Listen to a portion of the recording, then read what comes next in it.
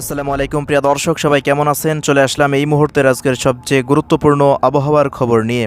তো আজ 19শে ডিসেম্বর 2024 রোজ বৃহস্পতিবার এবং আগামীকাল 20শে ডিসেম্বর 2024 রোজ শুক্রবার। তো আগামী 24 ঘন্টা থেকে 48 ঘন্টার মধ্যে বঙ্গোপসাগরের বুকে তৈরি হতে চলেছে শক্তিশালী নিম্নচাপ। নিম্নচাপের জেরে আগামী বেশ কয়েকদিন বাংলাদেশের বুকে আসতে পারে ভারী থেকে অতি ভারী বৃষ্টিপাত। এছাড়া নিম্নচাপের জেরে দেশের মধ্যে শীতের তীব্রতা আরও বৃদ্ধি পেতে পারে, এমনটাই জানা যাচ্ছে ইউরোপিয়ান আবহাওয়ার পূর্বাভাস মডেলের রাডারগুলো থেকে। তো প্রিয় দর্শক, আজ এবং আগামীকাল দেশের কোন কোন জেলাগুলোতে আবহাওয়া পরিস্থিতি কেমন থাকবে, কোথায় কেমন বৃষ্টিপাত হতে পারে, রাজধানী ঢাকা বিভাগ থেকে শুরু করে খুলনা, বরিশাল, এদিকে চট্টগ্রাম, সিলেট, ময়মনসিংহ, রংপুর ও রাজশাহী বিভাগের প্রত্যেকটা জেলার আবহাওয়ার আপডেট বিস্তারিতভাবে তুলে ধরব।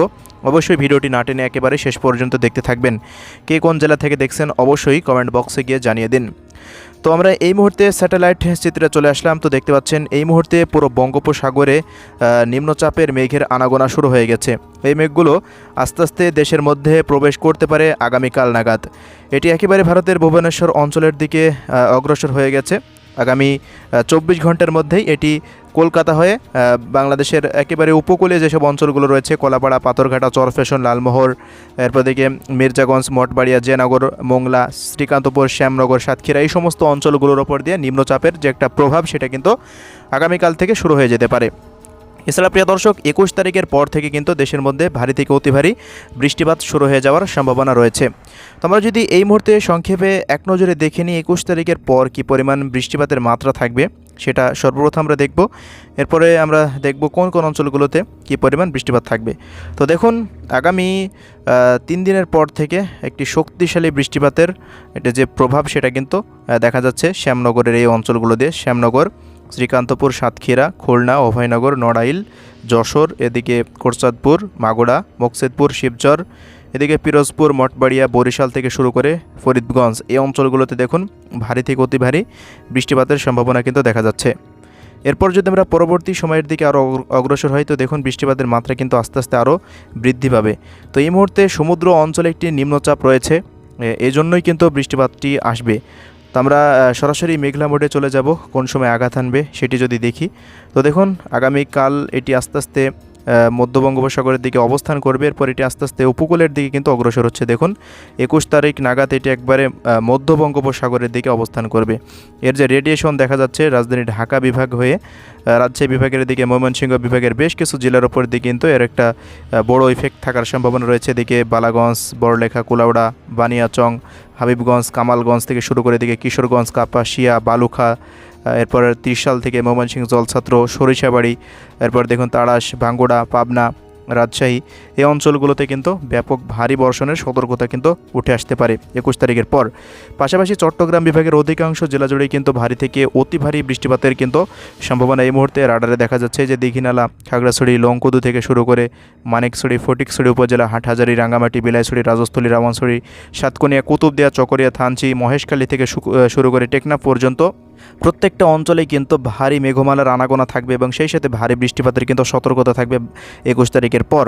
মূলত শনিবারের পর থেকে কিন্তু এই মেঘ প্রবেশ করবে এবং ভারী বর্ষণ থাকবে। বরিশাল বিভাগের দিকে যদি দেখি আমরা, এদিকে ভোলা, লালমোহন, চরফ্যাশন, বরগুনা, কলাপাড়া, মঠবাড়িয়া, জয়নগর, পিরোজপুর, প্রত্যেকটা অঞ্চলে দেখুন আকাশ পুরোটাই মেঘলা থাকার সম্ভাবনা এবং ভারী বৃষ্টিপাতেরও সতর্কতা রয়েছে। এদিকে চৌমুহনী, রায়পুর, হাজীগঞ্জ, লাকসাম, কুমিল্লা, এই অঞ্চলগুলোতেও ব্যাপক ভারী বর্ষণের সতর্কতা উঠে আসতে পারে। শিবচর থেকে শুরু করে এদিকে মুন্সিগঞ্জ, দোহার, ঢাকা ও এর আশেপাশের বিভিন্ন অঞ্চলে কিন্তু ব্যাপক বৃষ্টিপাতের কিন্তু সম্ভাবনা থাকতে পারে। তো আমরা আস্তে আস্তে যদি আরও পরবর্তী সময়ে চলে যাই, তো দেখুন নিম্নচাপটি কিন্তু উপকূলের কাছাকাছি অবস্থান করবে, এর জেরেই ব্যাপক ভারী বর্ষণের সতর্কতা উঠে আসবে। আমরা যদি এই মুহূর্তে বায়ুঝাপটা মোড থেকে দেখি নিম্নচাপের গতিবেগ কেমন থাকতে পারে দেশের মধ্যে। তো প্রিয় দর্শক, এই মুহূর্তে বঙ্গোপসাগরের যে অবস্থা, একেবারে 19 তারিখে চলে আসি। তো দেখুন এই মুহূর্তে প্রায় 46 কিলোমিটার বেগে বায়ুঝাপটা মোডের বাতাসের গতিবেগ দেখাচ্ছে। আমরা যদি 20 তারিখ নাগাদ চলে যাই, তো 20 তারিখ নাগাদ দেখুন প্রায় 55 কিলোমিটার বেগে তীব্র ঝড়ো বাতাস কিন্তু সমুদ্র অঞ্চল দিয়ে বয়ে যাবে এজন্য কিন্তু বঙ্গোপসাগরে 3 নম্বর সতর্ক সংকেত জারি হতে পারে। এরপর 21 তারিখ নাগাদ দেখুন বাতাসের গতিবেগ কিন্তু আরও বৃদ্ধি পাওয়ার সম্ভাবনা রয়েছে। প্রায় 22 সেপ্টেম্বরে 82 কিলোমিটার বেগে তীব্র ঝোড়ো বাতাস কিন্তু বয়ে যাওয়া আরম্ভ শুরু হবে। এরপর দেখুন 22-23 তারিখের পর এটি মধ্য বঙ্গোপসাগরের দিকে অবস্থান করবে। এরপর এটি ঠিক কোন স্থানে আঘাত করবে সেটা বোঝা যাবে। এখন এটা কিন্তু গতিপথ নির্ধারিত হয়নি ঠিক কোন জায়গায় আঘাত করবে। তো এই হলো পরিস্থিতি। আমরা যদি আবারও বৃষ্টিবাহী মোডে চলে আসি, বৃষ্টিবাহী মোড থেকে কোথায় কেমন বৃষ্টিপাত হতে পারে সেটা সম্ভাবনা যদি দেখি, তো এই মুহূর্তে সবচেয়ে বেশি সম্ভাবনা দেখা যাচ্ছে 20 তারিখের রাত 10টার পর থেকে কলকাতার বিভিন্ন অঞ্চলে কিন্তু বৃষ্টিপাত শুরু হয়ে যেতে পারে। কলকাতা থেকে শুরু করে হলদিবাড়ি, এদিকে দেখুন চন্দননগর, আরামবাগ থেকে শুরু করে খড়গপুর, এদিকে জামশেদপুর থেকে শুরু করে পুরুলিয়া, বাঁকুড়া, বর্ধমান, প্রত্যেকটা অঞ্চলে কিন্তু ব্যাপক বৃষ্টিপাতের কিন্তু সম্ভাবনা থাকবে। দেশের মধ্যেও আমাদের দেখুন ব্যাপক বৃষ্টিপাত 21 তারিখের পর থেকে প্রবেশ করতে পারে। তো এই মুহূর্তে কুষ্টিয়া জেলা থেকে শুরু করে দেখুন এদিকে ভেড়ামারা, বামন্দি, বালুখা, এরপর আলমডাঙ্গা, কুমারখালী, এরপর কুমারখালী থেকে শুরু করে মিরপুর, মেহেরপুর, এদিকে দামোড়হুদা, চুয়াডাঙ্গা, কোটচাঁদপুর, মাগুরা, এরপর ঝিনাইদহ, নড়াইল, যশোর, অভয়নগর, সাতক্ষীরা, খুলনা, বাগেরহাট, শ্যামনগর, মোংলা, এই অঞ্চলগুলোতে দেখুন ব্যাপক ভারী বর্ষণের কিন্তু সতর্কতা উঠে আসতে পারে 21 তারিখের পর।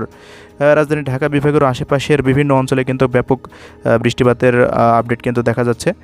কুমিল্লা থেকে শুরু করে এদিকে ব্রাহ্মণবাড়িয়ার বিভিন্ন জায়গায় কিন্তু ব্যাপক বৃষ্টিপাত হতে পারে। এছাড়া দেখুন এদিকে রংপুর বিভাগের বিভিন্ন অঞ্চলে কিন্তু বৃষ্টিপাতের মাত্রা তুলনামূলকভাবে কম থাকার সম্ভাবনা রয়েছে। পরবর্তী সময়ে কিন্তু এটি জানা যাবে 22 তারিখের পর রংপুর এবং এদিকে ময়মনসিংহ বিভাগের কোনো অঞ্চলে বৃষ্টিপাত হবে কিনা এটা কিন্তু 22 তারিখের পরেই বলা সম্ভব হবে। এখন শুধু আমাদের যে আপডেট পাওয়া যাচ্ছে এটি হলো খুলনা, বরিশাল এবং চট্টগ্রাম বিভাগের দিকেই ব্যাপক বৃষ্টিপাতের সম্ভাবনা। রাজধানী ঢাকা বিভাগেও গুড়ি গুড়ি বৃষ্টিপাত হতে পারে এই সম্ভাব্য নিম্নচাপের জেরে। তো আমরা চলে আসছি এবার তাপমাত্রাবাহী মোডে। তাপমাত্রা পরিস্থিতি কেমন থাকবে দেখুন তাপমাত্রা, প্রিয় দর্শক, একেবারে চলে যাচ্ছি ভোর রাতের দিকে। তাপমাত্রা যদি আমরা লক্ষ্য করি তো রংপুর বিভাগের দিকে কিন্তু শীতের মাত্রা আরও তীব্রতর হয়ে যেতে পারে। প্রায় 11 ডিগ্রি সেলসিয়াসের নিচে তাপমাত্রা নেমে যেতে পারে কয়েকটি অঞ্চলে। পঞ্চগড়, ঠাকুরগাঁও, দেবীগঞ্জ, জলঢাকা, এরপর পীরগঞ্জ, কালাহোড়, সাইদপুর, রংপুরের এদিকে দেখুন লালমনিরহাট, বিরামপুর, চররাজিপুর, বাহাদুরবাদ, গাইবান্ধা, ঘোড়ারঘাট, এই অঞ্চলগুলোতে তাপমাত্রা পরিস্থিতি দেখুন 12 থেকে 13 ডিগ্রি সেলসিয়াসের আশেপাশে থাকতে পারে।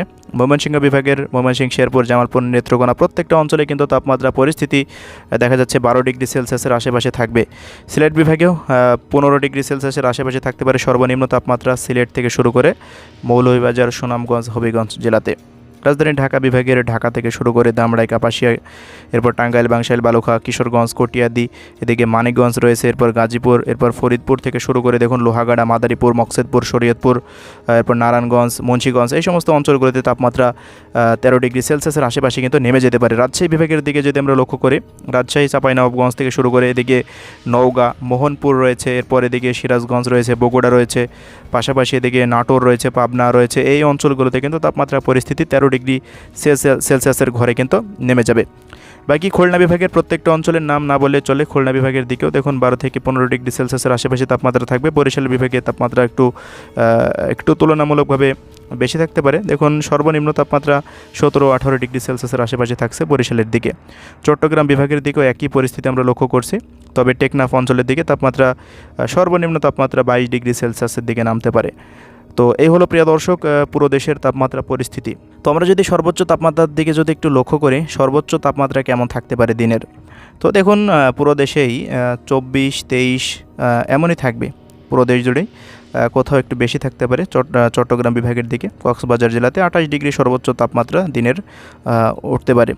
তবে আগামীকাল থেকে কিন্তু তাপমাত্রা পরিস্থিতি কমে যাবে যেহেতু দেশের মধ্যে নিম্নচাপ প্রবেশ করবে। তো আগামীকাল থেকে দেশের আকাশ পুরোটাই মেঘলা থেকে মেঘাচ্ছন্ন হয়ে থাকার কিন্তু একটা সম্ভাবনা হতে পারে। এরপর রোদের দেখা না মেলার সম্ভাবনা রয়েছে, এই জন্য কিন্তু সারাদিন ঠান্ডা আবহাওয়া বিরাজমান থাকতে পারে, এমনটাই আমরা এই মুহূর্তে রাডার থেকে দেখতে পাচ্ছি। তো দর্শক, এই ছিল আমাদের হাতে থাকা আজকের সংক্ষিপ্ত আবহাওয়া পরিস্থিতি। কে কোন জেলা থেকে দেখছেন কমেন্ট বক্সে জানাবেন। প্রতিনিয়ত আবহাওয়ার খবর পেতে আমাদের ইউটিউব চ্যানেলটিকে সাবস্ক্রাইব করে রাখবেন। আল্লাহ হাফেজ।